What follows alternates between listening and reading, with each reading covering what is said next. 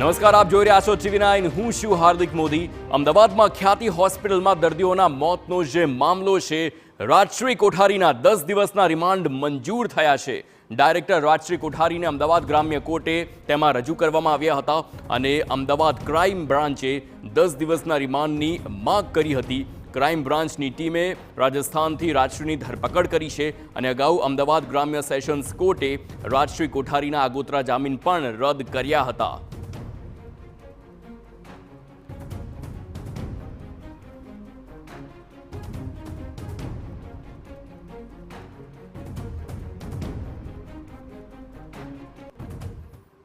તો જે પ્રમાણે આખી આ ઘટના સર્જાઈને ત્યારબાદ રાજશ્રી કોઠારીની ધરપકડ થઈ છે। સંવાદદાતા નરેન્દ્ર રાઠોડ લાઈવ જોડાઈ ગયા છે, તેમની સાથે સીધા વાત કરીશું। નરેન્દ્ર, જ્યારે કોર્ટમાં તેમને લઈ જવામાં આવ્યા ત્યારે શું દલીલ થઈ હતી અને હવે જ્યારે 10 દિવસના રિમાન્ડ મંજૂર થયા છે તો કઈ દિશામાં પૂછપરછ આગળ વધશે?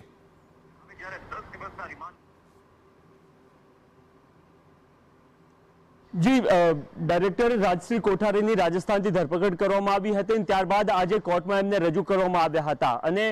મહત્વની વાત એ છે કે ક્રાઇમ બ્રાન્ચની ટીમ દ્વારા રાજશ્રી કોઠારીના 10 દિવસના રિમાન્ડની માંગ કરવામાં આવી હતી અને કોર્ટ દ્વારા 10 દિવસના રિમાન્ડ મંજૂર પણ કરવામાં આવ્યા છે।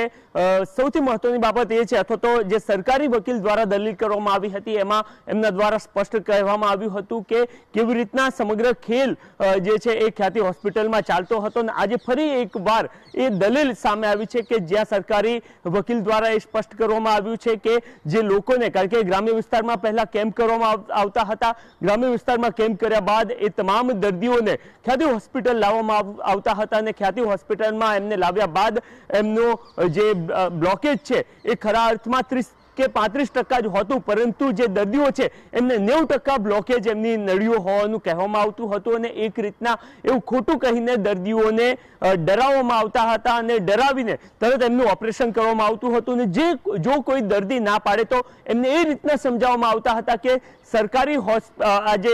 એમનું ઓપરેશન થનાર છે એમાં સરકાર તરફથી જ એમના નાણાં મળનાર છે, તો એમને કોઈ પણ પ્રકારની ચિંતા નથી, રૂપિયાની આર્થિક રીતના તેમને કોઈ ફટકો નહીં પડે તો એમને ઓપરેશન કરાવી લેવું જોઈએ, એ પ્રકારે દર્દીઓને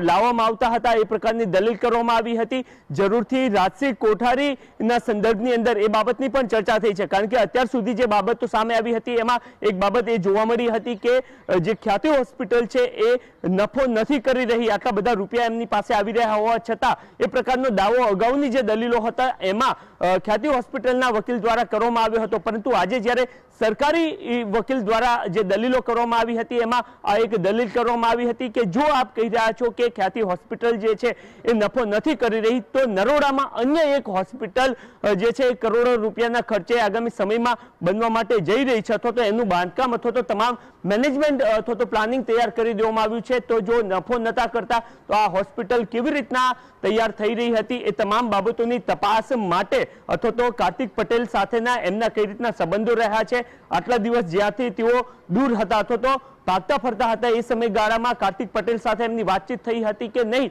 એ સહિતની તમામ બાબતોને ધ્યાનમાં રાખીને 10 દિવસના રિમાન્ડ માંગવામાં આવ્યા હતા અને કોર્ટ દ્વારા 10 દિવસના રિમાન્ડ મંજૂર કરી દેવામાં આવ્યા છે। બીજી તરફ જે